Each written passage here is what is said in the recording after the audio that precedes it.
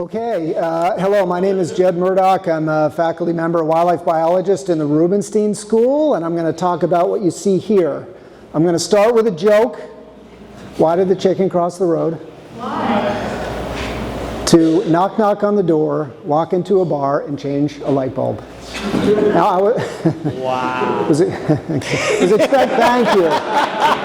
Thank you. That's a cultural reference, yes. My wife said, under no circumstance should you ever give that joke in public. Here's another one. Why did the dolphin cross the road?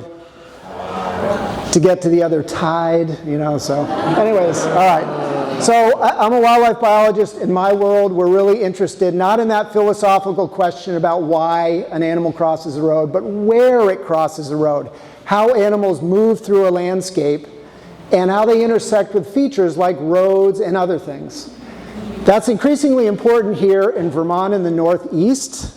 So this is a simulation showing expected flow of different taxonomic groups northward as climate changes. And we are in this incredible pinch point that you see here. We're in a really important place for managing wildlife populations as climate changes. So we spent a lot of time trying to figure out, like, how the heck do you, model and map the way animals or predict the way animals move across landscapes? We're borrowing a technique that comes from electrical engineering. And the basic idea is that you treat the movement of animals across the landscape like the movement of electricity through a circuit. So in a circuit, you have a positive wire. Electricity goes into the circuit, it bounces around and does stuff, and then it hits a ground on the other side. Same idea. If you have two areas, like protected areas that you may see in green here for tigers, you fire electricity from one protected area through a landscape made up of different resistances, good and bad parts, until it reaches the other side. And that flow of electricity can give you a potential depiction of how you expect animals to move across bigger landscapes. So we've done this in a variety of different contexts. You see some results here for a number of different species many of you are probably familiar with. This just looks like a kind of mushy set of pictures. But the beauty is, if we take, for example, a little spot here in the Northeast Kingdom, we zoom in, it gives you an incredible amount of detail around, again, where we might expect higher concentrations of flow of animals, again, at different spatial scales. So we've extended this in other contexts too. We've looked at using this in the context of landscape genetics. So collected samples from lots of species like this American marten, looked at the relationship between individuals, and then evaluated how genes, not just animals, but genes have flowed across the landscape for some time.